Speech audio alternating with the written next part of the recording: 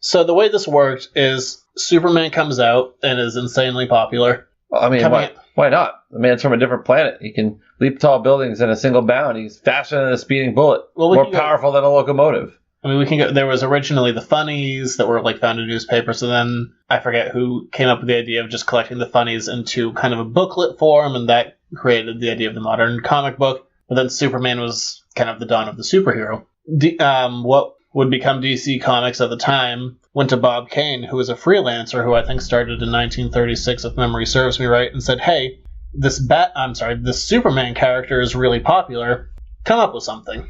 So Bob went home and he came up with a character called Birdman. Michael Keaton. Different thing, but yeah, I showed you the picture of it. Yes. Birdman wore a red costume. He had blonde hair. He wore a domino mask, and he had real bat wings. Bob Kane's supposed to bring this back into what eventually becomes DC, and he shows it to Bill Finger. And Bill Finger says, "That's kind of awful." Yeah, the Birdman picture is very unsavory. Well, why don't we give him a darker costume? We'll give him gloves.